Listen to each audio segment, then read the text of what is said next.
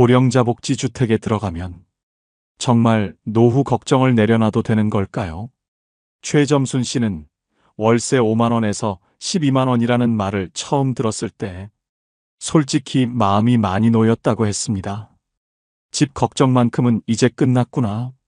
그렇게 생각하며 이곳에 들어왔습니다. 하지만 생활이 시작되고 나서야 월세 말고 미처 계산하지 못했던 현실들이 조금씩 모습을 드러내기 시작합니다.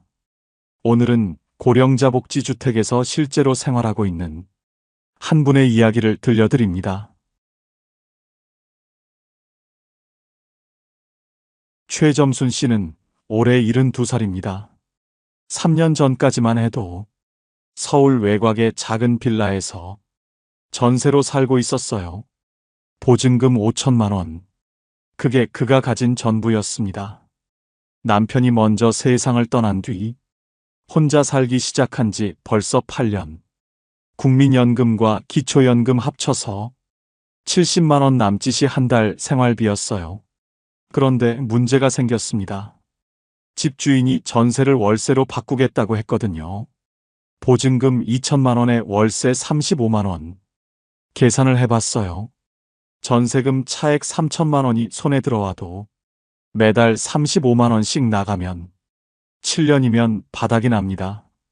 그때 나이가 79, 80 되기 전에 또 집을 구해야 하는 거예요. 그는 밤잠을 설쳤습니다. 이 나이에 또 이사를 해야 하나. 그것도 돈이 다 떨어진 다음에. 그러다 주민센터에서 처음 들었어요. 고령자 복지주택이라는 게 있다고. 보증금 300만 원, 월세 5만 원.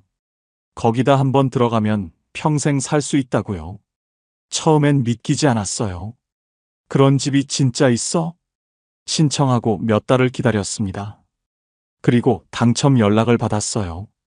5천만 원 전세금 중 300만 원만 보증금으로 내고 나머지는 고스란히 손에 남았습니다. 매달 70만 원 중 5만 원만 월세로 나가니까 65만 원이 생활비로 남았어요.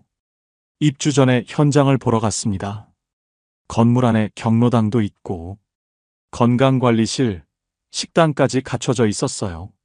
문턱 없는 구조에 화장실엔 안전 손잡이까지. 혼자 살아도 안심이 되겠구나. 복지관이 바로 붙어 있으니 외롭지도 않겠구나. 이사 날짜를 잡으면서 오랜만에 마음이 가벼웠습니다. 드디어 걱정 없이 살 수 있는 집이 생겼구나. 이제 노후 걱정은 끝이구나. 그때까지만 해도 그는 진심으로 그렇게 믿고 있었습니다.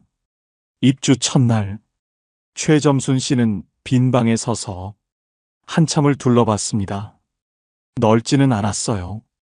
하지만 혼자 살기엔 충분했습니다. 창문으로 햇살이 들어왔고 바닥은 깨끗했어요. 화장실 손잡이를 잡아보니 튼튼하게 고정돼 있었습니다. 여기서 살면 되겠구나. 이제 진짜 내 집이구나. 짐을 풀면서 계속 그 생각만 했어요. 월세 5만 원. 이 돈이면 한 달에 65만 원이 남는다. 밥 해먹고 병원 다니고 가끔 손주한테 용돈도 줄 수 있겠다. 그는 그렇게 계산하고 있었습니다. 그런데요. 첫 달이 지나고 나서야 그가 빠뜨린 게 있다는 걸 알게 됐어요. 월세는 5만 원이 맞았습니다. 하지만 그게 전부가 아니었어요. 전기세 고지서가 왔습니다. 혼자 사는데 뭘 얼마나 썼다고. 그렇게 생각하며 열어봤어요. 1만 8천 원. 의료급여 수급자라 할인이 적용됐는데도 그 정도가 나왔습니다. 며칠 뒤 수도세 고지서가 왔어요. 8천 원. 가스비도 왔습니다. 난방은 거의 안 틀었는데 밥 해먹고 물 때운 것만으로 1만 원이 나왔어요. 그는 고지서들을 나란히 놓고 계산기를 두드렸습니다. 전기, 수도, 가스 합치니까 3만 6천 원이었어요. 월세보다는 적었지만 어쨌든 매달 나가는 돈이었습니다. 그때 처음 생각했어요. 아, 이건 내가 몰랐던 부분이구나. 하지만 끝이 아니었어요. TV 수신료 청구서가 또 왔습니다. 휴대폰 요금도 있었어요. 원래 쓰던 거니까 당연히 내 돈이었고요. 그리고 가장 큰 게 남아 있었습니다. 밥. 고령자 복지주택이라고 해서 식사가 나오는 줄 알았냐고요? 그건 아니었어요. 건물 안에 식당이 있긴 했습니다. 하지만 공짜가 아니었어요. 한 끼에 3,000원에서 4,000원. 저렴한 편이긴 하지만 매일 세 끼를 다 사 먹으면 한 달에 27만 원이 넘어갑니다. 그래서 그는 직접 해먹기로 했어요. 근처 마트에서 장을 봤습니다. 쌀, 계란, 두부, 채소. 아끼고 아껴서 샀는데도 일주일치에 3만 원이 들었어요. 한 달이면 12만 원. 반찬 사고 가끔 외식하면 15만 원은 금방 넘었습니다. 그는 다시 계산기를 꺼냈어요. 월세 5만 원. 공과금 3만 6천 원. 식비 15만 원. 통신비까지 합치면 한 달에 25만 원 정도가 나갔습니다. 70만 원 중 25만 원. 남는 건 45만 원이었어요. 물론 전세 살 때보다는 나았습니다. 월세 35만 원 내면서 생활비까지 쓰던 때보다는 훨씬 숨통이 트인 건 맞았어요. 그런데 마음 한쪽이 허전했습니다. 월세 5만 원이라는 말만 듣고 한 달에 5만 원만 나가는 줄 알았거든요. 생활비가 따로라는 건 당연한 건데 왜 그걸 생각 못했을까? 그는 스스로에게 물었습니다. 사실 이건 이 집만의 문제는 아니에요. 어디서 살든 밥은 먹어야 하고 전기는 써야 하잖아요. 다만 그가 기대했던 건 이 집에 들어오면 다 해결된다는 거였어요. 현실은 달랐습니다. 집값은 해결됐지만 생활은 여전히 스스로 꾸려가야 했어요. 그는 그때부터 가계부를 쓰기 시작했습니다. 어디서 얼마가 나가는지 눈으로 직접 확인하고 싶었거든요. 한 달, 두 달이 지나면서 그는 서서히 이 집의 구조를 이해하게 됩니다. 월세가 싼 건 맞다. 하지만 그게 생활 전체가 싸다는 뜻은 아니다.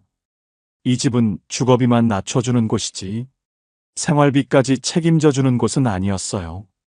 그걸 받아들이는데 시간이 조금 필요했습니다. 입주한 지 석 달쯤 됐을 때였습니다. 그날따라 몸이 좀 이상했어요. 아침부터 머리가 무겁고 온몸이 으슬으슬했거든요. 감기인가 싶어서 약을 먹고 누웠습니다. 저녁이 되니까 열이 올랐어요. 이마를 짚어보니 뜨거웠습니다. 혼자 사는 집에서 열이 나면 참 막막하거든요. 누가 물 한 잔 떠다 주는 것도 아니고 이마에 수건 올려주는 사람도 없어요. 그는 침대에 누운 채 천장만 바라봤습니다. 고령자 복지주택이니까 누군가 와서 도와주지 않을까. 잠깐 그런 생각이 스쳤어요. 하지만 아무도 오지 않았습니다. 당연한 거예요. 이곳은 요양원이 아니거든요. 건물 안에 건강관리실이 있긴 했습니다. 낮 시간에 간호사가 상주하는 곳이에요. 혈압도 재주고 간단한 건강 상담도 해줘요. 그런데 밤에는 문을 닫습니다. 그가 열이 난 건 저녁 8시쯤이었어요. 건강관리실은 이미 닫혀 있었고 복지관도 운영 시간이 끝난 뒤였습니다. 비상벨이 있긴 했어요. 화장실과 침실에 설치된 빨간 버튼. 위급할 때 누르면 관리실로 연결된다고 했어요. 그런데 열이 난다고 비상벨을 누를 수는 없잖아요.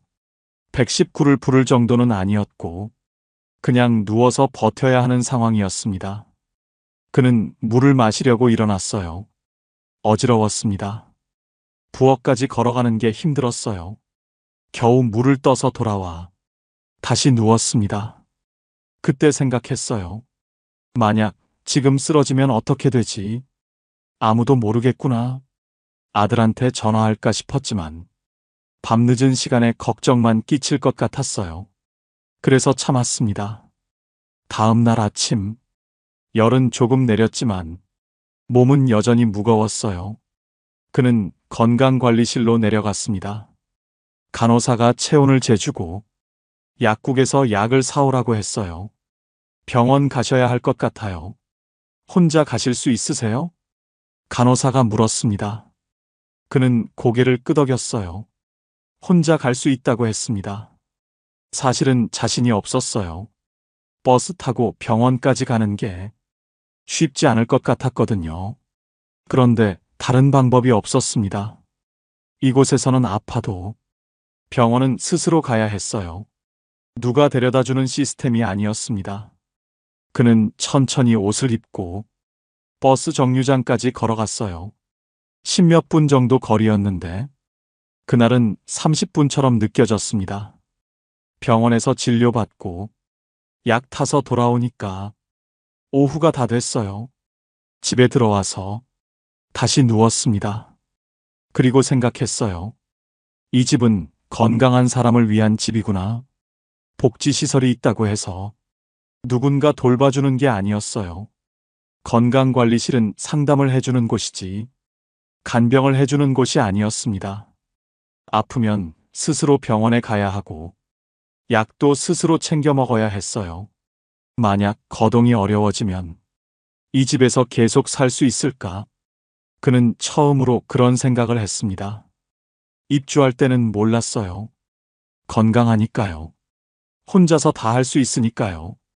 그런데 하룻밤 아프고 나니까 보이는 게 달라졌습니다. 이 집은 혼자 생활할 수 있는 사람을 위한 곳이에요. 스스로 밥 해 먹고, 스스로 병원 다니고, 스스로 일상을 꾸려갈 수 있는 사람. 그게 이 집의 전제였습니다. 도움이 필요한 순간이 오면 이 집은 더 이상 선택지가 아닐 수도 있어요. 그는 며칠 뒤 완전히 나았습니다. 다시 평소처럼 생활하게 됐어요. 하지만 그날 밤의 기억은 남았습니다. 혼자 열이 나서 누워있던 밤, 천장만 바라보며 버텼던 시간, 그때 느꼈던 막막함은 쉽게 잊히지 않았어요. 어느 주말이었어요. 아들이 오랜만에 찾아온다고 했습니다. 손주도 데리고 온다고요. 최점순 씨는 아침부터 분주했어요. 방을 치우고, 과일을 깎아놓고, 손주가 좋아하는 과자도 사뒀습니다. 오후 2시쯤 아들이 도착했어요. 손주가 뛰어들어오면서 안겼습니다. 할머니! 그 한마디에 마음이 풀어졌어요. 아들은 집안을 둘러봤습니다. 깔끔하고 안전하게 돼 있다며 안심이 된다고 했어요. 거실에 앉아서 이야기를 나눴습니다. 손주는 과자를 먹으며 돌아다녔고요. 시간이 금방 갔어요. 어느새 저녁이 됐습니다. 아들이 말했어요. 엄마, 오늘 여기서 자고 갈까? 내일 아침에 같이 밥 먹고 가면 안 돼? 최점순 씨는 잠깐 말이 없었습니다. 사실 그러고 싶었어요. 손주랑 아침까지 같이 있고 싶었거든요. 그런데 이 집에서는 그게 어려웠습니다. 입주할 때 안내를 받았어요. 가족이나 지인이 방문하는 건 자유롭지만 숙박은 원칙적으로 제한된다고요. 공동주택이라서 그렇다고 했어요. 한 사람이 계약한 집에 다른 사람이 계속 머무르면 관리가 어려워진다고요. 규정이 그렇다는 건 알았어요. 이해도 됐습니다. 그런데 막상 아들이 자고 갈까 하고 물었을 때 그 말을 꺼내기가 쉽지 않았어요. 그냥 오늘은 돌아가. 다음에 낮에 또 와. 아들은 고개를 갸우뚱했어요. 왜? 좁아서 그래? 우리 거실에서 자도 되는데. 최점순 씨는 웃으면서 말했습니다. 아니야. 그냥 그렇게 하자. 엄마도 피곤하고. 사실대로 말하기가 좀 그랬어요. 이 집에서는 가족도 못 재운다고 하면 아들이 어떻게 생각할까 싶었거든요. 아들은 더 묻지 않았어요. 짐을 챙기고 손주 손을 잡았습니다. 현관에서 인사를 했어요. 손주가 손을 흔들었습니다. 할머니, 다음에 또 올게요. 문이 닫히고 나니까 집이 갑자기 조용해졌어요. 최점순 씨는 거실에 앉아서 한참을 멍하니 있었습니다. 내 집인데, 내 가족인데, 왜 재우면 안 되는 걸까? 머리로는 이해가 됐어요. 공동주택이니까요. 규칙이 있어야 질서가 유지되니까요. 그런데 마음은 달랐습니다. 예전에 살던 집에서는 아들이 오면 당연히 재웠어요. 명절이면 며느리까지 와서 다 같이 북적북적했거든요. 여기서는 그게 안 됐습니다. 물론 절대로 안 된다는 건 아니에요. 사정이 있으면 관리실에 미리 말하고 허락을 받으면 되는 경우도 있다고 들었어요. 그런데 그게 번거롭잖아요. 매번 허락을 받아야 한다는 게요. 내 집인데 눈치를 봐야 하는 느낌. 그게 조금 불편했습니다. 며칠 뒤 아들한테 전화가 왔어요. 엄마, 그날 왜 자고 가지 말라고 했어? 혹시 불편한 거 있어? 최점순 씨는 솔직하게 말했습니다. 여기가 공동주택이라서 가족이 자고 가는 게 좀 그래. 규정이 그렇대. 아들이 잠깐 조용했어요. 그런 거였구나. 몰랐네. 전화를 끊고 나서 최점순 씨는 생각했습니다. 이 집은 내 집이 맞아. 하지만 완전히 자유로운 건 아니구나. 혼자 사는 데는 문제가 없었어요. 조용하고 편했습니다. 그런데 가족이 오면 달랐어요. 예전처럼 마음껏 할 수 없는 부분들이 있었어요. 이 집은 혼자 살기 위한 집이지, 가족과 함께하기 위한 집은 아니었습니다. 그걸 받아들이는데 시간이 조금 필요했어요. 다음에 아들이 오면 낮에 밖에서 밥을 먹자고 해야겠다. 그는 그렇게 마음을 정리했습니다. 최점순 씨는 원래 생선구이를 좋아했어요. 예전 집에서는 일주일에 두세 번은 고등어나 삼치를 구워 먹었거든요. 밥 한 공기에 잘 구운 생선 한 토막. 그게 그에게는 최고의 한 끼였습니다.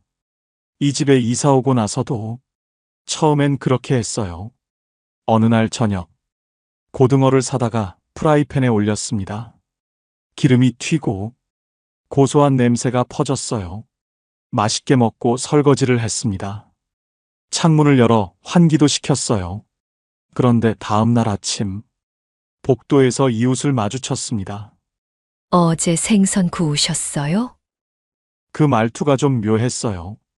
불편하다는 게 느껴졌거든요. 최점순 씨는 당황했습니다.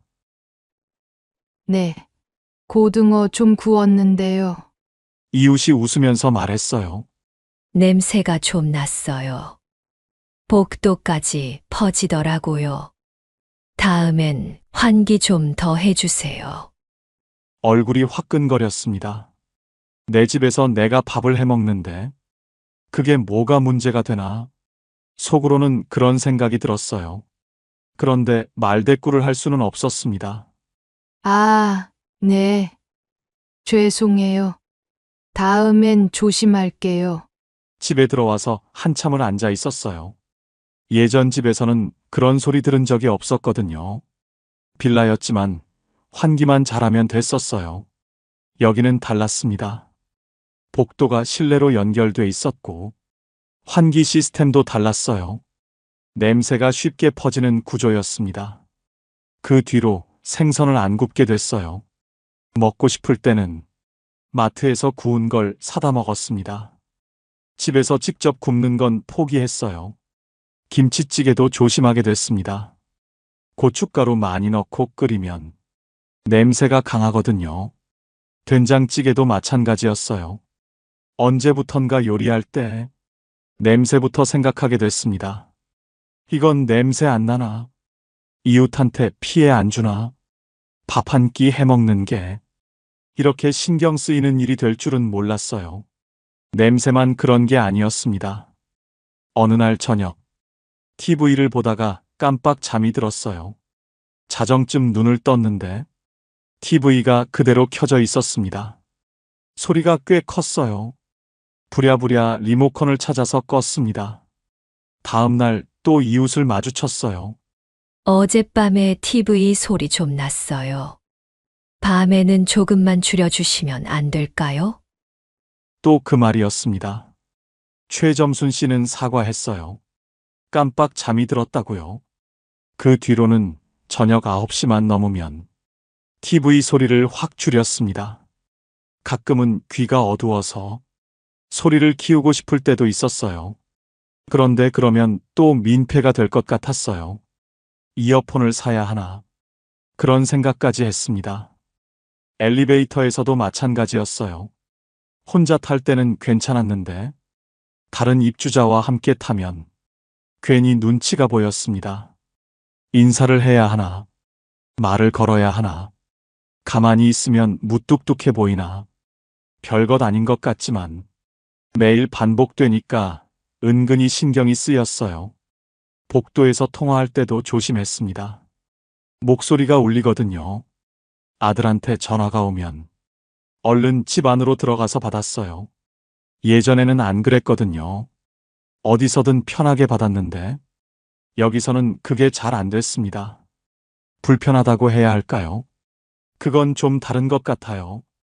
불편하다기보다는 신경 쓸 일이 많아졌다는 거예요. 혼자 사는 집인데 혼자만의 생활은 아닌 느낌. 내 행동 하나하나가 누군가에게 영향을 줄 수 있다는 걸 늘 의식하면서 사는 거예요. 최점순 씨는 원래 조용한 편이었어요. 남한테 피해주는 걸 싫어했고요. 그래서 적응은 어렵지 않았습니다. 다만 가끔 생각했어요. 예전처럼 마음 편하게 생선 굽고 TV 크게 틀고 아무 눈치 안 보고 살던 때가 문득 그리울 때가 있었어요. 이 집에서의 생활은 배려가 기본이었습니다. 나만 편하면 되는 게 아니라 옆집도 윗집도 아랫집도 다 같이 신경 써야 했어요. 그게 공동주택이라는 거였습니다. 익숙해지는데 시간이 좀 걸렸어요. 지금은 많이 적응했습니다. 그래도 가끔은 생각해요. 고등어 한 마리 마음껏 굽고 싶다. 최점순 씨가 이 집을 처음 봤을 때 위치는 크게 신경 쓰지 않았어요. 버스 정류장까지 걸어서 15분, 병원까지는 버스로 20분, 마트는 걸어서 10분 거리. 나쁘지 않다고 생각했습니다. 예전에 살던 동네보다 조금 외진 건 맞았어요. 하지만 감당할 수 있는 정도였거든요. 입주 초반에는 괜찮았습니다. 날씨 좋은 날 마트까지 걸어가는 게 산책처럼 느껴지기도 했어요. 버스 타고 병원 다녀오는 것도 별로 힘들지 않았고요. 그런데 시간이 지나면서 조금씩 달라지기 시작했습니다. 그해 겨울이 유난히 추웠어요. 병원 가는 날이었습니다. 두꺼운 외투를 입고 집을 나섰어요. 버스 정류장까지 15분. 예전엔 그냥 걸었던 거리였는데 그날은 유독 멀게 느껴졌습니다. 바람이 세게 불었거든요. 목도리를 둘러도 얼굴이 시렸어요. 중간에 한 번 쉬었습니다. 아파트 화단 옆 벤치에 잠깐 앉았어요. 숨을 고르고 다시 걸었습니다. 정류장에 도착하니까 버스가 막 떠난 뒤였어요. 다음 버스는 20분 뒤. 바람 부는 정류장에서 20분을 기다렸습니다. 병원에 도착했을 때는 이미 지쳐 있었어요. 진료받고 약 타고 다시 버스를 기다렸습니다. 집에 돌아오니까 오후 4시였어요. 아침 10시에 나갔는데 6시간이 걸린 거예요. 그날 저녁밥도 제대로 못 먹고 바로 누웠습니다. 너무 피곤했거든요. 그때 처음 생각했어요. 이 거리가 앞으로도 괜찮을까? 지금은 걸을 수 있으니까 괜찮아요. 버스도 탈 수 있고요. 그런데 5년 뒤에는, 10년 뒤에는 다리가 더 약해지면 이 15분이 30분이 될 수도 있어요. 버스 계단 오르는 게 힘들어질 수도 있고요. 병원 한 번 가는 게 하루 일이 될 수도 있겠구나. 그런 생각이 들었습니다. 여름에도 마찬가지였어요. 장을 보러 마트에 갔습니다. 쌀이랑 채소를 좀 샀어요. 짐이 무거웠습니다. 양손에 장바구니를 들고 집까지 걸어왔어요. 10분 거리라고 했는데 그날은 20분이 넘게 걸렸어요. 중간에 2번이나 멈춰서 짐을 내려놓고 쉬었거든요. 땀이 비 오듯이 흘렀습니다. 집에 도착해서 짐을 내려놓고 한참을 헐떡거렸어요. 쌀 한 포대가 이렇게 무거웠나? 예전엔 별것 아니었는데 그때 느꼈습니다. 거리는 그대로인데 내 몸이 달라지고 있구나. 젊었을 때 10분 거리와 70이 넘어서의 10분 거리는 같은 거리가 아니었어요. 택배로 시키면 되지 않냐고요? 맞아요. 요즘은 쌀도 배달이 되고 채소도 주문할 수 있어요. 그런데 최점순 씨 세대는 직접 눈으로 보고 사는 게 익숙했습니다. 싱싱한 건지 확인하고 싶고 만져보고 고르고 싶은 거예요. 그게 습관이었거든요. 물론 조금씩 바꿔가고 있긴 해요. 무거운 건 배달로 시키고 가벼운 것만 직접 사러 가고요. 하지만 그것도 쉽지 않았습니다. 스마트폰으로 주문하는 게 아직 서툴었거든요. 아들한테 물어가면서 겨우 한 번 시켜봤어요. 편하긴 했는데 뭔가 허전했습니다. 장 보러 나가는 게 그냥 물건 사는 일만은 아니거든요. 바깥 공기도 쐬고 사람 구경도 하고 그게 다 일상이었는데요. 집 안에만 있으면 하루가 너무 길었어요. 그래서 힘들어도 나가게 됐습니다. 마트까지 걸어가고 정류장까지 걸어가고요. 다만 예전처럼 가볍게 다녀오는 건 아니었어요. 나갈 때마다 마음의 준비를 했습니다. 오늘 컨디션 괜찮나? 날씨는 어떤가? 짐이 많으면 어떻게 하나? 그런 것들을 미리 생각하고 나서야 문을 열 수 있었어요. 예전 동네는 뭐든 가까웠거든요. 병원도 걸어서 5분, 마트도 바로 앞이었어요. 여기는 달랐습니다. 조용하고 공기 좋은 건 맞았어요. 복지시설도 잘 돼 있었고요. 그런데 생활권이 좁았습니다. 가까운 곳에 뭐가 있는지보다 내가 얼마나 움직일 수 있는지가 더 중요해졌어요. 최점순 씨는 요즘 생각합니다. 지금은 괜찮아. 아직은 걸을 수 있으니까. 그런데 언제까지 이렇게 할 수 있을까? 그 질문에 대한 답은 아직 찾지 못했습니다. 최점순 씨가 이 집에 산 지 어느새 3년이 됐습니다. 처음엔 몰랐던 것들이 많았어요. 생활비가 따로라는 것도, 아프면 혼자 버텨야 한다는 것도, 가족이 자고 가기 어렵다는 것도 하나씩 부딪히면서 알게 됐습니다. 그렇다고 이 집이 나쁘다는 건 아니에요. 오히려 지금은 이 집이 자기한테 맞는다고 생각해요. 다만 모든 사람한테 맞는 집은 아니라는 걸 이제는 알게 됐습니다. 가끔 지인들한테 연락이 와요. 나도 고령자 복지주택 들어가고 싶은데, 어때? 살만해? 그러면 최점순 씨는 먼저 이렇게 물어봐요. 혼자서 밥 해 먹을 수 있어? 혼자서 병원 다닐 수 있어? 그게 제일 중요하거든요. 이 집은 누군가 돌봐주는 집이 아니에요.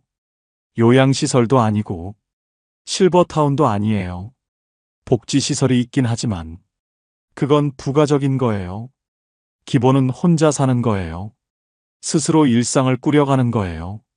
밥도 직접 해야 하고 청소도 직접 해야 하고 아프면 직접 병원에 가야 해요. 그게 가능한 사람한테는 정말 좋은 선택지가 될 수 있어요. 월세가 싸니까 경제적 부담이 확 줄어들거든요. 최점순 씨처럼 국민연금이랑 기초연금으로 70만 원 정도 받는 분들한테는 이 집이 정말 큰 도움이 됩니다. 일반 월세로 35만 원 내면 남는 돈이 거의 없잖아요. 여기선 월세가 5만 원이니까 그 차이가 어마어마한 거예요. 그리고 오래 살 수 있다는 것. 이것도 큰 장점이에요. 계약 갱신하면서 30년, 50년까지 살 수 있거든요. 나이 들어서 집 걱정 안 해도 된다는 게 얼마나 마음 편한 일인지 몰라요. 이사 걱정 없이 죽을 때까지 여기 있을 수 있다는 거. 그게 이 집의 가장 큰 장점이었습니다. 하지만요, 이 집이 안 맞는 사람도 있어요. 최점순 씨가 보기에 이런 분들한테는 좀 어려울 것 같았어요. 첫 번째, 사람 만나는 걸 좋아하는 분. 이 집은 조용해요. 너무 조용해요. 입주민들이 대부분 혼자 사시는 분들이고 다들 조용히 지내거든요. 복도에서 마주쳐도 인사 정도만 하고 지나가요. 함께 어울려서 뭘 하는 분위기는 아니에요. 물론 복지관에서 프로그램이 있긴 해요. 체조도 하고 노래교실도 하고요. 그런데 그것도 본인이 적극적으로 나가야 해요. 가만히 있으면 아무도 안 불러요. 사람들이랑 북적북적하게 지내고 싶은 분은 여기가 좀 심심할 수 있어요. 두 번째, 가족이 자주 오가는 분. 아까 말씀드렸듯이 가족이 방문하는 건 괜찮아요. 하지만 숙박은 어려워요. 명절 때 자녀들이 와서 다 같이 자고 가고 싶은 분들한테는 이 구조가 불편할 수 있어요. 예전처럼 온 가족이 모여서 북적이는 명절은 여기선 기대하기 어렵거든요. 세 번째, 건강이 많이 안 좋으신 분, 혼자 거동하기 힘들거나 누군가 도움이 필요한 분은 이 집이 맞지 않아요. 여기는 돌봄 서비스가 없거든요. 건강관리실에서 상담은 해주지만 매일 챙겨주는 건 아니에요. 거동이 불편해지면 다른 선택지를 찾아야 해요. 요양시설이나 돌봄 서비스가 있는 곳으로요. 최점순 씨는 그래서 요즘 건강관리에 더 신경을 씁니다. 여기서 오래 살려면 내가 건강해야 하거든요. 아침마다 복지관에서 하는 체조에 나가고 일주일에 2번은 산책을 해요. 다리 힘이 빠지면 이 집에서 못 살게 될 수도 있으니까요. 그게 이 집의 조건이에요. 스스로 생활할 수 있는 동안은 최고의 선택이 될 수 있어요. 하지만 그게 어려워지면 다른 준비를 해야 해요. 최점순 씨는 지금 그 두 가지를 다 생각하고 있습니다. 지금 여기서 잘 사는 것, 그리고 나중을 위한 준비.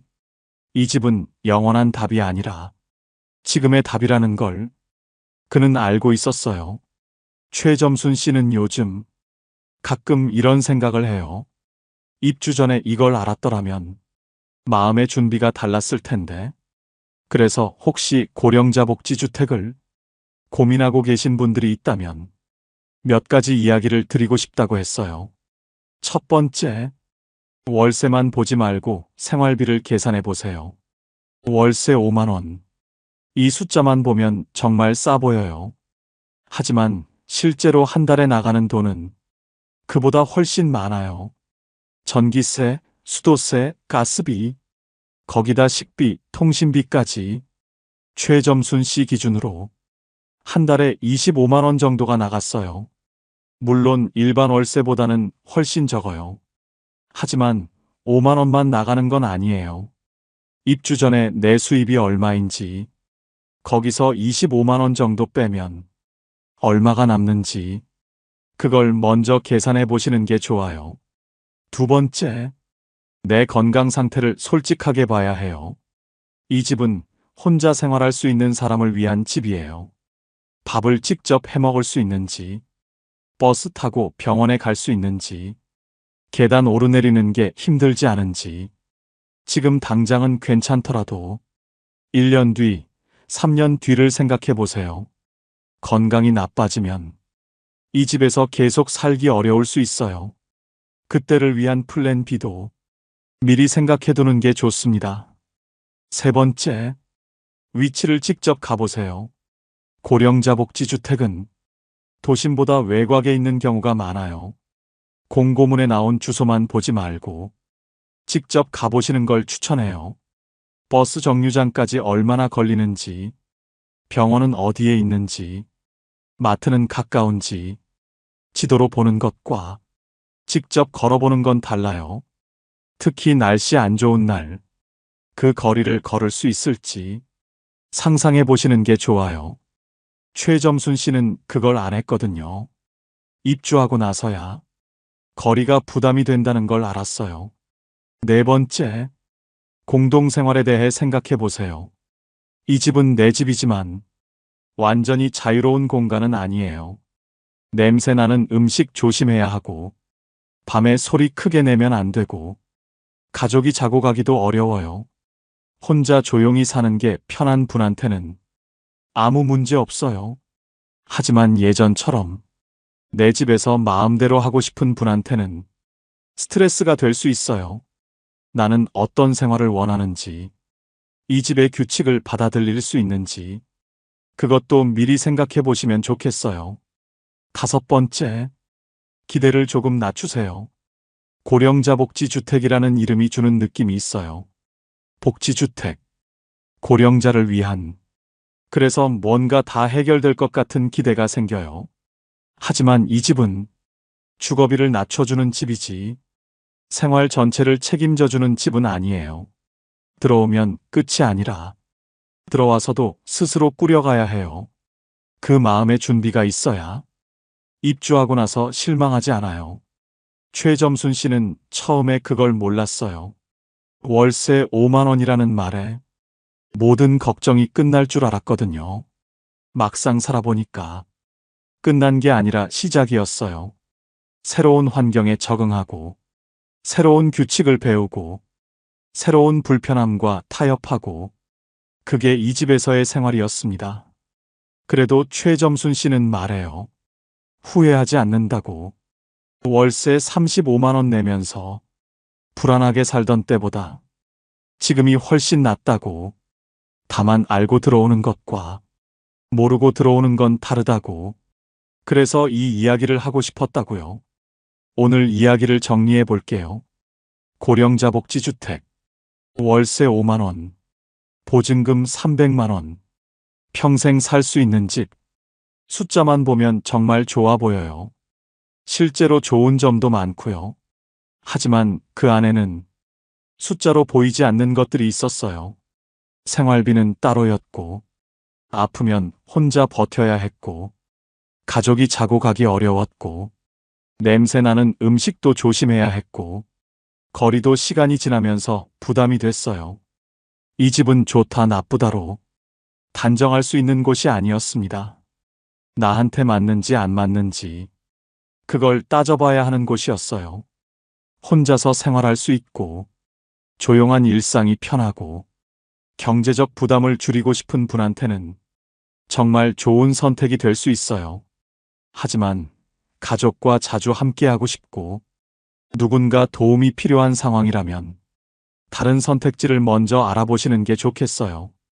오늘 이야기가 고령자 복지주택을 고민하시는 분들께 조금이나마 도움이 됐으면 좋겠습니다. 궁금한 점이 있으시면 댓글로 남겨주세요. 영상이 도움이 되셨다면 좋아요와 구독 부탁드려요. 주변에 이런 정보가 필요한 분이 계시다면 공유해 주시면 감사하겠습니다. 다음에 또 현실적인 이야기로 찾아올게요. 봄날 이야기였습니다. 감사합니다. 국민연금 80만 원, 기초연금 40만 원, 소소한 수입 30만 원, 합치면 150만 원. 70대 부부가 한 달을 삽니다. 적다고요?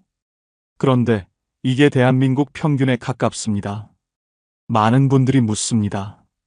이 돈으로 정말 살 수 있습니까?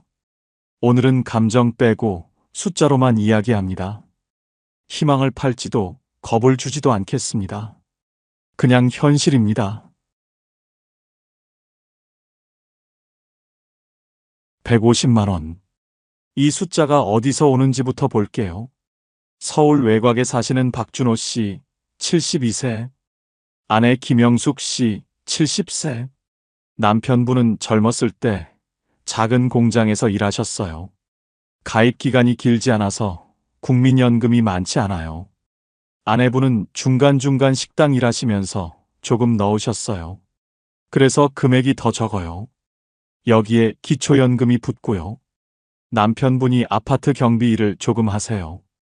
다 합치면요. 딱 150만 원이에요. 이게 이 부부의 한 달 수입 전부예요. 그런데요. 여기서 중요한 게 있어요. 150만 원이라는 숫자만 보면 안 돼요. 이 돈이 어떻게 구성되어 있는지를 봐야 해요. 박준호 씨 부부는 그나마 나은 편이에요. 국민연금이 두 분 다 나오거든요. 근데 어떤 부부는요. 국민연금 받는 사람이 한 명뿐이에요. 한쪽은 평생 가정주부였거든요. 그러면 구조가 달라져요. 국민연금 하나에 기초연금 붙고 나머지는 어디선가 만들어야 해요. 일을 해서 벌든지 자녀한테 받든지 저축을 깨든지 같은 150만 원인데 안정감이 완전히 다른 거예요. 또 다른 분 얘기도 해볼게요. 경기도에 사시는 이정수 씨 부부. 남편 74세, 아내 71세. 이분들도 한 달 수입이 비슷해요. 근데 구성이 달라요. 남편분이 직장 생활을 꽤 오래 하셨어요. 그래서 국민연금이 좀 넉넉한 편이에요. 대신 소득이 있다 보니까 기초연금은 감액이 됐어요. 나머지는 적금 이자로 채우세요. 이분들은 좀 안정적이에요. 왜냐면 일 안 해도 들어오는 돈이 많거든요. 그런데 문제는요. 어디서 오느냐만 중요한 게 아니에요. 어디로 나가느냐도 봐야 해요. 박준호 씨 부부는 자가예요. 월세가 없어요. 이정수 씨 부부도 자가예요. 역시 월세 없어요. 그래서 버틸 수 있는 거예요. 근데요. 월세 사는 부부는 얘기가 달라져요. 매달 월세가 빠지면요. 150만 원이 110만 원이 돼요. 같은 숫자가 아닌 거예요. 정리하면요. 150만 원이라는 숫자. 이건 그냥 겉으로 보이는 금액이에요. 진짜 중요한 건요. 그 안에 뭐가 들어있느냐, 그리고 뭐가 빠져나가느냐. 이 구조를 알아야 살 수 있다, 없다를 판단할 수 있어요. 박준호 씨 부부는 아직까지는 괜찮다고 하세요. 이정수 씨 부부도 큰 문제 없이 지내고 계세요. 근데 두 분 다 이렇게 말씀하시더라고요. 지금은 괜찮은데 갑자기 무슨 일 생기면 어쩌나 싶어요. 그 무슨 일이 뭔지 다음 이야기에서 본격적으로 들어가 볼게요. 이번에는 좀 다른 분 얘기를 해볼게요. 인천에 사시는 최영호 씨, 73세. 아내분이랑 둘이 사세요. 이분도 한 달 수입이 150만 원쯤 돼요. 앞에서 말씀드린 박준호 씨 부부랑 비슷해요. 근데요. 이분은 상황이 완전히 달라요. 월세를 내거든요. 작은 빌라에 사시는데 한 달에 35만 원이 나가요. 그러면 어떻게 되냐면요. 150만 원에서 35만 원이 빠지잖아요. 실제로 쓸 수 있는 돈은 115만 원인 거예요. 두 사람이 한 달을 살아야 해요. 최영호 씨가 이런 말씀을 하시더라고요. 월세 내고 나면 진짜 빠듯해요. 그래도 어떡해요? 갈 데가 없는데. 원래는 집이 있으셨대요. 작은 아파트요. 근데 몇 년 전에 파셨어요. 아들이 사업한다고 해서 도와줬거든요. 그때는 나중에 갚는다고 했대요. 근데 사업이 안 됐어요. 지금은 그 돈 받을 수가 없어요. 아들도 형편이 어려우니까요. 그래서 지금 월세로 사시는 거예요. 최영호 씨 부부는요. 매달 이렇게 사세요. 월세 내고, 관리비 내고, 공과금 내고, 그러고 나면 진짜 얼마 안 남아요. 식비를 아끼세요. 반찬 가짓수를 줄이셨대요. 병원도 잘 안 가세요. 참을만 하면 참는다고 하시더라고요. 경조사도 거의 안 가세요. 부조 낼 여유가 없으니까요. 친구들 모임도 안 나가시게 됐대요. 나가면 돈이 드니까요. 그렇게 사시는 거예요. 근데요. 비교가 되는 분이 있어요. 앞에서 말씀드린 박준호 씨. 이분도 150만 원이잖아요. 근데 이분은 자가예요. 아파트가 본인 거예요. 월세가 없어요. 그러니까 150만 원이 진짜 150만 원인 거예요. 고스란히 생활비로 쓸 수 있어요. 관리비, 공과금 내고 나면 그래도 130만 원 넘게 남아요. 두 분이서 한 달 먹고 살기에 빠듯하긴 해도 버틸만 하대요. 가끔 외식도 하시고요. 동네 경로당에도 가시고요. 소소하게 사람들 만나세요. 같은 150만 원인데 삶의 모양이 완전히 다른 거예요. 여기서 중요한 게 있어요. 최영호 씨가 잘못한 걸까요? 아들 도와준 게 잘못이었을까요? 그건 아무도 모르는 거예요. 그때는 그게 맞는 선택 같았을 수도 있어요. 근데 결과적으로요. 집이 없어지니까 모든 게 달라진 거예요. 집이라는 게요. 노후에는 그냥 재산이 아니에요. 월세를 안 내도 되는 권리예요. 매달 고정으로 빠지는 돈을 막아주는 거예요. 그게 있고 없고의 차이가 생각보다 훨씬 커요. 최영호 씨가 요즘 가장 걱정하시는 게 뭔지 아세요? 지금은 그래도 버텨요. 근데 월세가 오르면 어떡하지? 건강이 더 나빠지면 어떡하지? 이 생각을 매일 하신대요. 자가가 있는 분들은요. 이 걱정이 없어요. 적어도 잘 때는 있다는 생각이 있거든요. 근데 월세 사는 분들은요.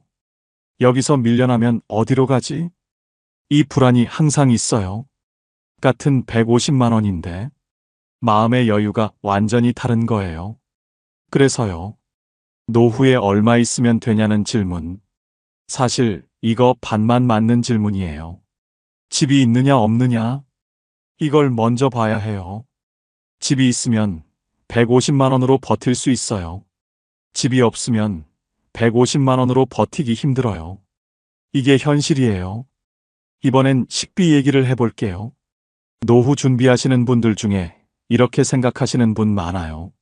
나이 들면 많이 안 먹잖아. 식비는 줄겠지. 근데요. 현실은 좀 달라요. 경기도에 사시는 정말순 씨, 71세.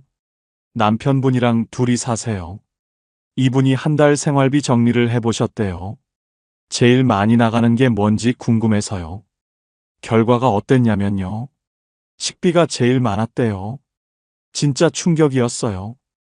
우리가 뭘 그렇게 먹는다고. 밖에서 사 먹지도 않는데. 그러시더라고요. 정말순 씨 부부는요. 거의 다 집에서 해 드세요. 아침에 밥 차리고, 점심도 집에서 간단히 먹고, 저녁도 직접 하세요. 외식은 한 달에 한두 번. 그것도 동네 분식집 가는 정도예요. 근데도 식비가 만만치 않대요. 왜 그런지 하나씩 보셨대요. 쌀 사야죠. 반찬거리 사야죠. 간장, 된장, 기름 같은 것도 사야죠. 과일도 드셔야죠. 나이 드니까 과일이 더 중요하대요. 우유도 드시고, 영양제도 사시고, 하나하나는 작아 보여요. 근데 다 합치면 꽤 돼요. 정말순 씨가 이런 말씀을 하시더라고요. 젊었을 때는 아무거나 먹어도 됐어요. 라면 끓여 먹어도 되고, 대충 때워도 됐어요. 근데 지금은 그렇게 못 먹어요. 속이 안 받아요. 몸이 힘들어해요. 그러시더라고요. 나이 들수록 오히려 신경 써서 드셔야 해요. 부드러운 거, 소화 잘 되는 거, 영양 있는 거. 그러다 보면 싼 걸로만 못 사게 돼요. 여기서 중요한 게 있어요. 식비를 너무 아끼면요. 다른 데서 돈이 나가요.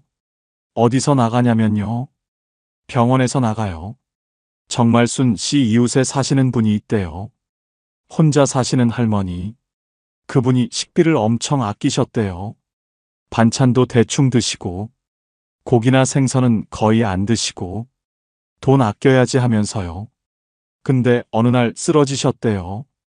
영양 부족이었대요. 병원에 입원하셨어요. 검사하고 치료받고. 그 비용이 얼마였게요? 몇 달 아낀 식비보다 훨씬 많이 나갔대요. 정말순 씨가 그걸 보시고 생각이 바뀌셨대요. 식비는 아끼는 게 아니구나. 이건 건강비구나. 그러시더라고요. 그렇다고 마음대로 쓸 수도 없어요. 한정된 돈이니까요. 정말순 씨 부부는 나름대로 방법을 찾으셨대요. 마트 할인 시간에 가세요. 저녁 7시 넘으면 반찬이나 고기가 할인하거든요. 제철 과일 위주로 사세요. 제철 아닌 건 비싸니까요. 많이 사서 나눠 얼리세요. 고기 같은 거 세일할 때 사서 소분해 놓으신대요. 동네장도 이용하세요. 마트보다 쌀 때가 있대요. 그렇게 해서 조금이라도 줄이시는 거예요. 근데요. 그래도 한계가 있어요.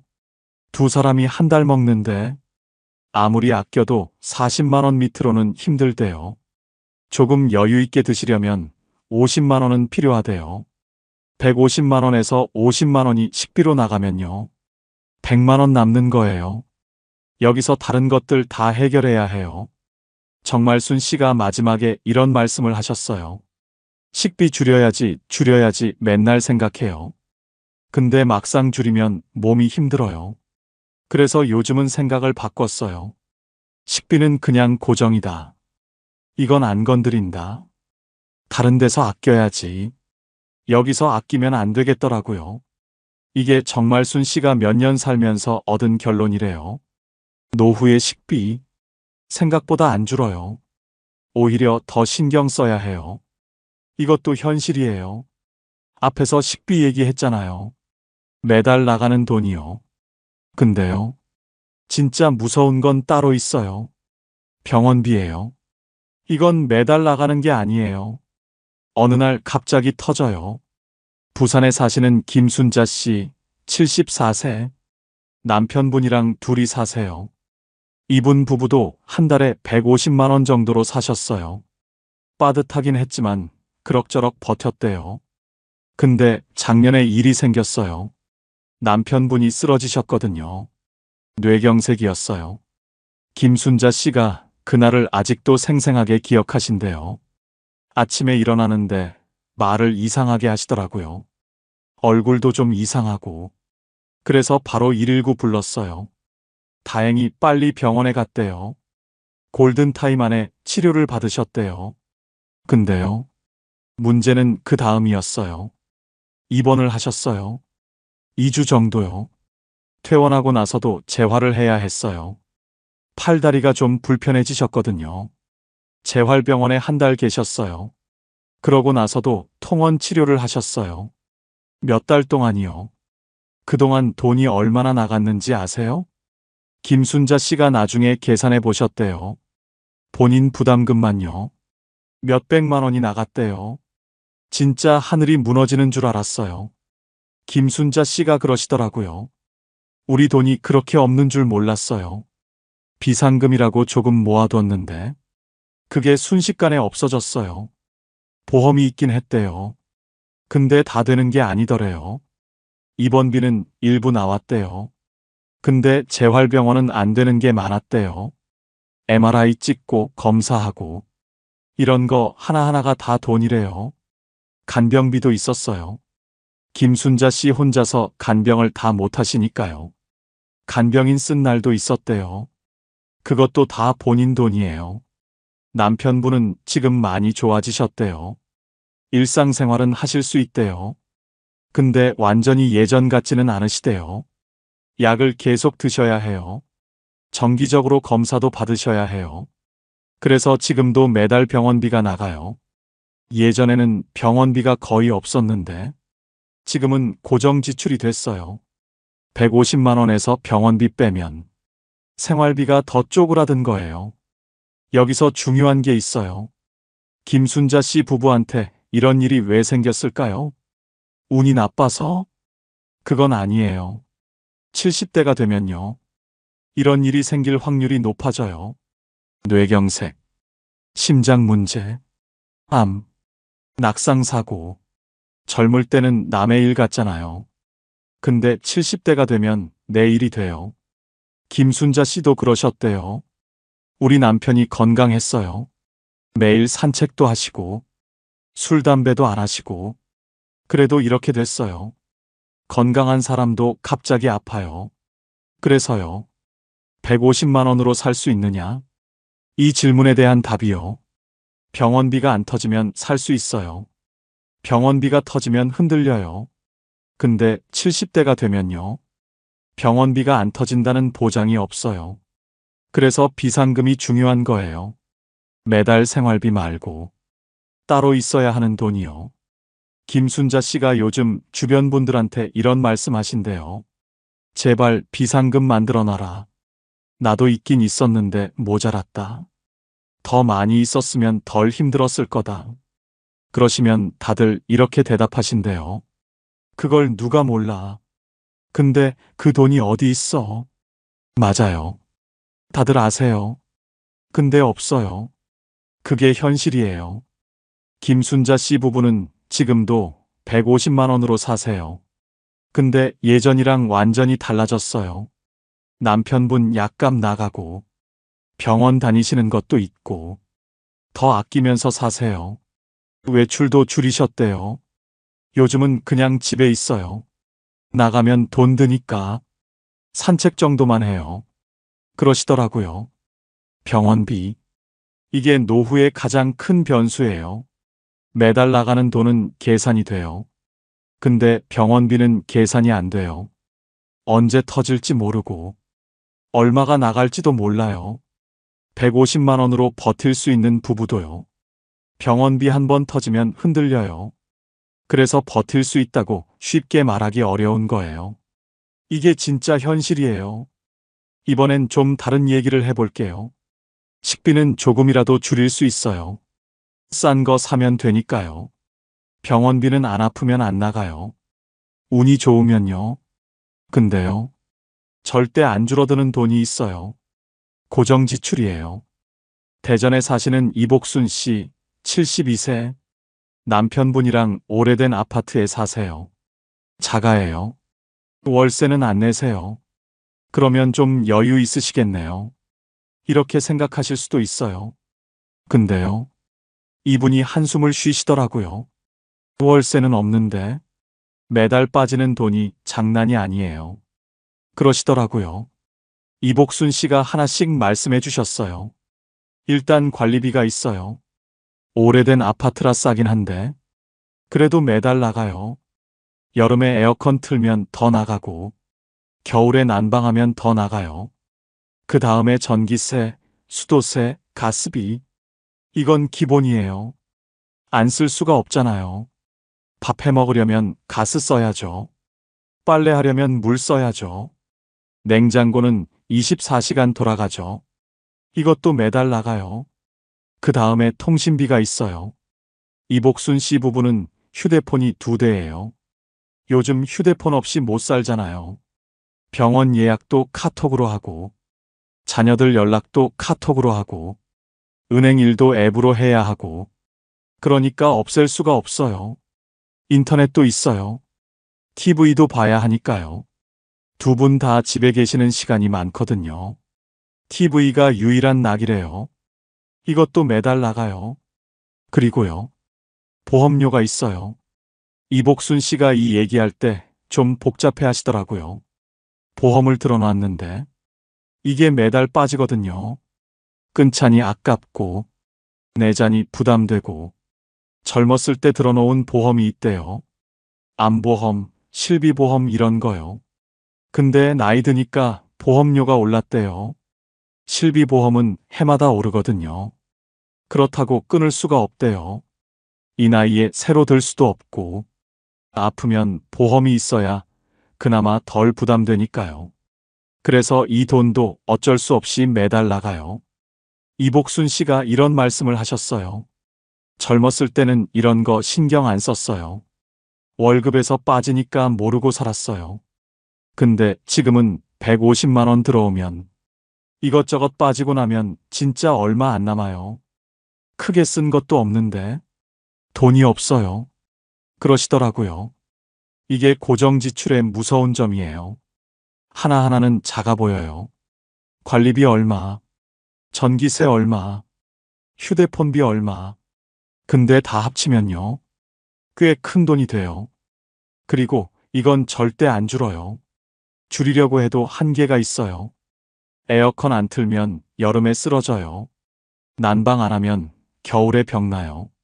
휴대폰 없애면 세상이랑 단절돼요.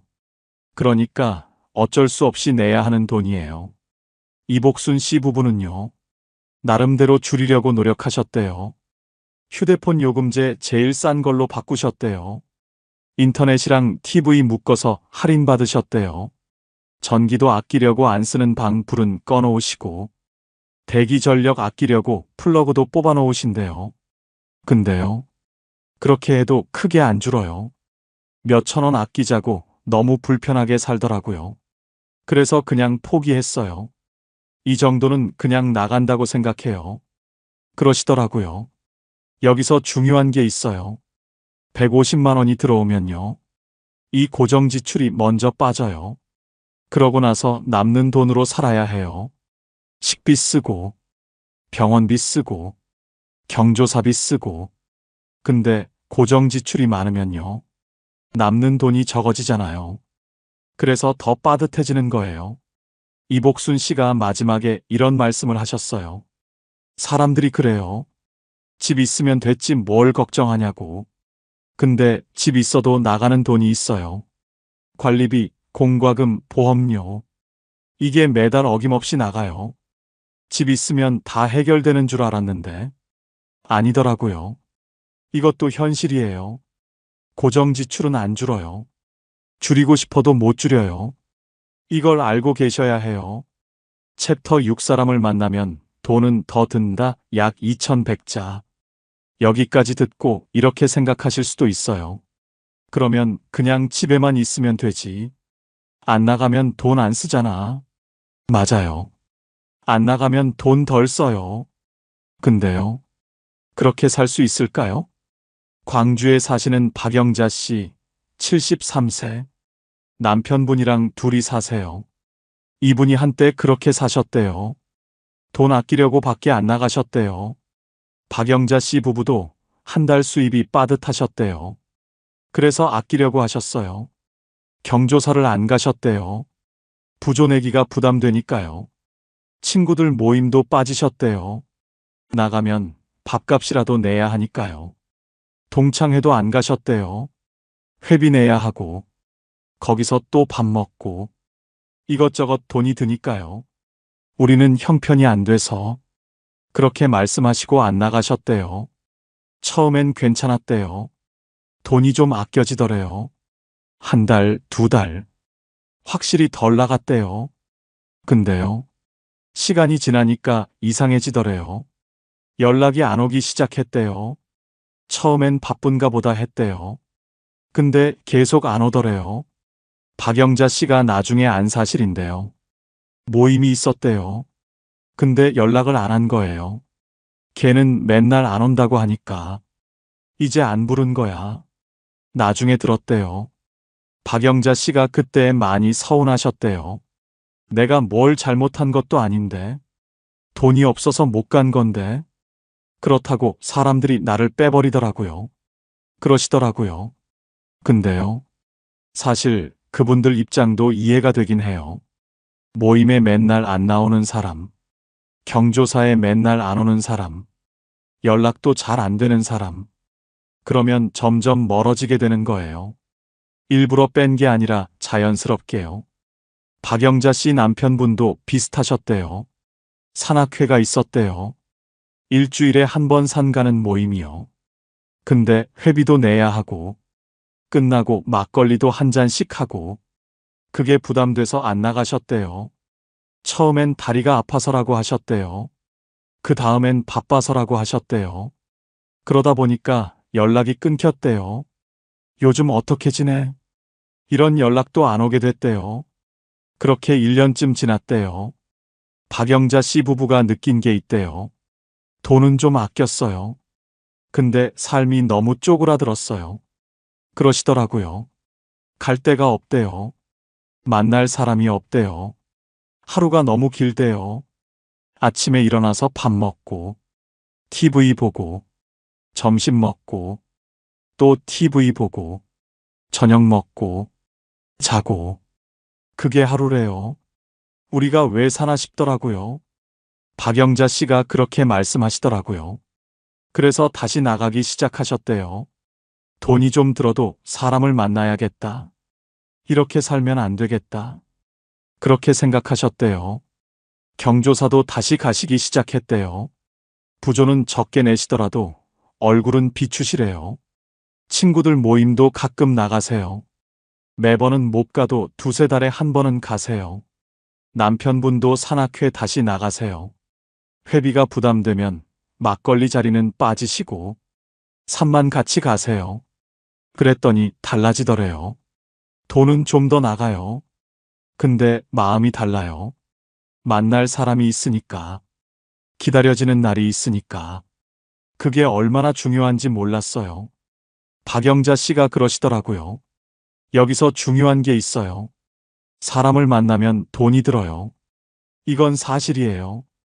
근데 사람을 안 만나면요. 삶이 너무 좁아져요. 노후에 돈만 중요한 게 아니에요. 사람도 중요해요. 완전히 끊으면 안 돼요. 적당히 유지하는 게 필요해요. 그 적당히가 쉽지 않은 거예요. 돈이 빠듯하면요. 150만 원으로 사는 분들이 힘든 이유 중 하나가 이거예요. 생존은 되는데 삶이 좁아져요. 이것도 현실이에요. 여기까지 여러분들 이야기를 들어봤어요. 다들 비슷한 돈으로 살고 계세요. 한 달에 150만 원 안팎이요. 근데요. 상황이 다 달랐어요. 어떤 분은 그럭저럭 괜찮다고 하시고, 어떤 분은 너무 힘들다고 하시고, 어떤 분은 지금은 버티는데 불안하다고 하세요. 같은 돈인데 왜 이렇게 다를까요? 공통점을 한번 정리해 봤어요. 괜찮다고 하시는 분들, 이분들한테는 세 가지가 있었어요. 첫 번째, 집이 있어요. 월세가 없어요. 그러니까 150만 원이 진짜 150만 원인 거예요. 매달 30만 원, 40만 원씩 빠지는 게 없어요. 이게 생각보다 커요. 최영호 씨 부부 기억나시죠? 월세 내시는 분이요. 이분은 150만 원 받아도 115만 원으로 사셔야 했어요. 집이 없으니까요. 두 번째, 큰 병이 없어요. 병원비가 안 터졌어요. 아직까지는요. 김순자 씨 부부 기억나시죠? 남편분이 뇌경색 오신 분이요. 이분은 병원비 한 번 터지니까 다 흔들렸어요. 비상금도 다 썼고, 지금도 매달 병원비가 나가요. 병이 없으면 150만 원으로 버텨요. 병이 오면 150만 원으로 안 돼요. 세 번째, 비상금이 따로 있어요. 매달 쓰는 돈 말고 따로 모아둔 돈이 있어요. 이게 왜 중요하냐면요. 노후에는 예상 못한 일이 생겨요. 갑자기 아프거나, 집 수리해야 하거나, 자녀한테 급하게 돈 줘야 하거나, 이럴 때 비상금이 있으면 버텨요. 없으면 무너져요. 괜찮다고 하시는 분들은요. 지금 당장 쓸 돈 말고 혹시 모를 돈이 따로 있었어요. 정리하면요. 150만 원으로 살 수 있는 조건, 이 세 가지가 다 있어야 해요. 집이 있고, 큰 병이 없고, 비상금이 따로 있고, 이 세 가지 중에 하나라도 없으면요. 150만 원으로 살기 힘들어져요. 근데요. 여기서 냉정한 얘기를 하나 할게요. 이 세 가지 다 갖추기가 쉽지 않아요. 집이 있는 분은 그래도 많으세요. 평생 일해서 집 한 채 마련하신 분들이요. 근데 큰 병이 없을 수 있을까요? 70대가 되면 어디 하나씩 아프기 시작해요. 지금 괜찮아도 언제 어떻게 될지 몰라요. 비상금은요? 은퇴하고 나면 돈이 안 들어오잖아요. 모아둔 거 쓰면서 사는 건데 비상금까지 넉넉히 있는 분이 얼마나 될까요? 그래서 150만 원으로 살 수 있다고 쉽게 말하기 어려운 거예요. 오늘 만나본 분들 중에요. 세 가지 다 갖춘 분이 계셨어요. 박준호 씨 부부요. 집도 있고, 지금은 건강하시고, 조금이지만 비상금도 있으시대요. 그래서 지금은 괜찮다고 하세요. 근데 이분도 불안하시대요. 지금은 괜찮아요. 근데 앞으로가 걱정이에요. 우리 중에 누가 아프면 어떡하나? 비상금이 바닥나면 어떡하나? 그러시더라고요. 그게 현실이에요. 150만 원으로 살 수 있는 조건은 분명히 있어요. 근데 그 조건이 언제까지 유지될지는 몰라요. 지금 집이 있어도 나중에 병원비 때문에 팔아야 할 수도 있어요. 지금 건강해도 내년에 어떻게 될지 몰라요. 지금 비상금이 있어도 한번 큰일 나면 다 없어질 수 있어요.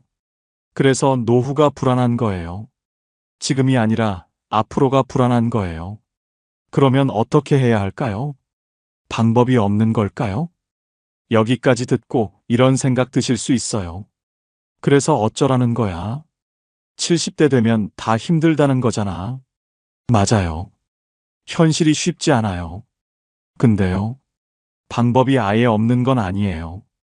중요한 건요, 지금 뭘 하느냐예요. 70대가 돼서 수입을 늘리긴 어려워요.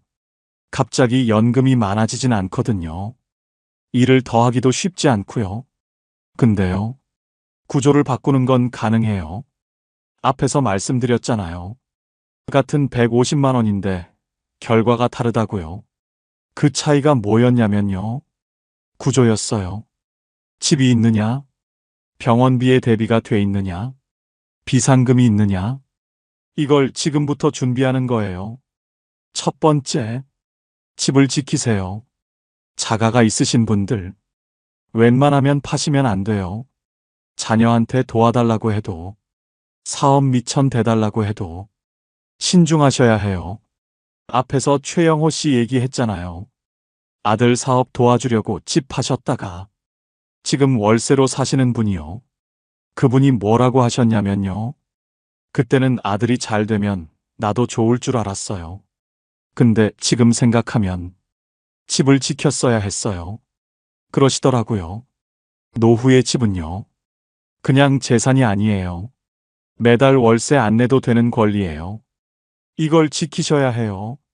두 번째, 비상금을 따로 만들어 두세요.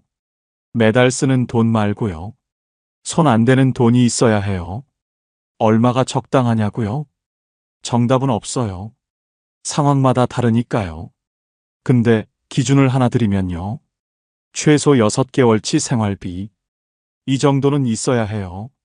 150만 원으로 사시는 분이면 적어도 1천만 원 정도는 따로 있어야 뭔가 터졌을 때 버틸 수 있어요. 그 돈이 어디 있어? 이렇게 생각하실 수 있어요. 근데요, 지금부터라도 조금씩 모으시는 거예요. 한 달에 5만 원이라도요. 1년이면 60만 원이에요. 없는 것보다 나아요. 세 번째, 건강을 챙기세요. 이게 제일 중요해요. 사실 돈보다 중요해요. 병원비가 왜 무섭냐면요, 예측이 안 되기 때문이에요. 언제 터질지 모르고 얼마가 나갈지도 몰라요. 근데요, 완전히 막을 수는 없어도 줄일 수는 있어요. 정기 검진 받으세요. 조기에 발견하면 치료비가 적어요. 운동하세요. 매일 30분만 걸으셔도 달라요. 식사 잘 챙기세요. 앞에서 정말순 씨가 뭐라고 하셨죠? 식비는 건강비다. 그 말이 맞아요. 네 번째, 사람을 끊지 마세요. 돈 아끼려고 집에만 계시면 안 돼요.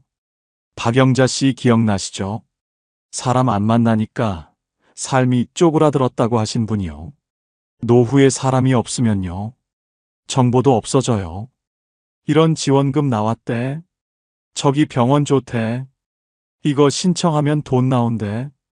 이런 정보가 다 사람한테서 와요. 그리고요, 힘들 때 기댈 때도 없어져요. 사람을 만나는데 돈이 좀 들어도 이건 아깝지 않은 돈이에요.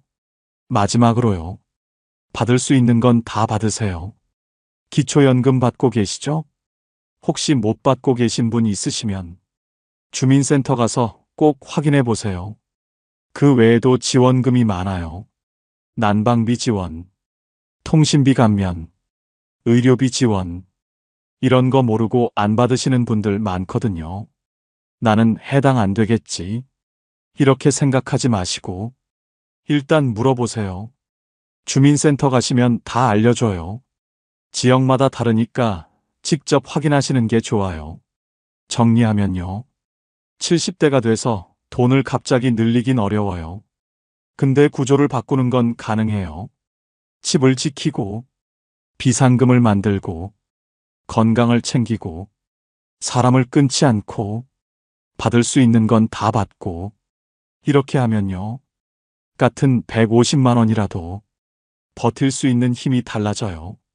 지금 준비하는 사람과 안 하는 사람, 5년 뒤, 10년 뒤가 완전히 달라요. 그게 현실이에요.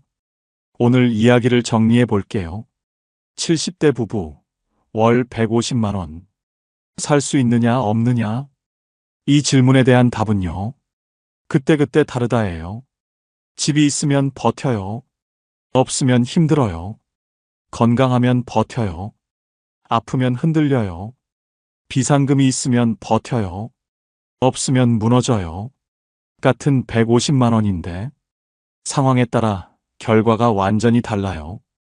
오늘 만나본 분들 다들 열심히 사셨어요. 젊을 때 일하고 가족 챙기고 나름대로 준비도 하셨어요. 근데 노후가 되니까 생각보다 빠듯하더래요. 예상 못한 일도 생기고 계획대로 안 되는 것도 많고 그래도요. 다들 버티고 계세요. 하루하루 살아가고 계세요. 이것만 기억하세요. 노후는 매달이 아니에요. 한 번의 변수에서 결정돼요. 갑자기 아플 때, 갑자기 목돈이 필요할 때, 그때 버틸 수 있느냐 없느냐? 그게 노후의 질을 결정해요. 그래서 지금 준비하셔야 해요. 지금이 제일 빠르거든요. 오늘 이야기가 도움이 되셨다면요. 주변에 비슷한 고민하시는 분께 공유해 주세요. 혼자 걱정하시는 분들 많거든요. 나만 이런가 하시는 분들요. 아니에요. 다들 비슷해요. 그래서 같이 알고 같이 준비하면 좋겠어요. 다음에도 현실적인 이야기로 찾아올게요. 끝까지 들어주셔서 감사합니다.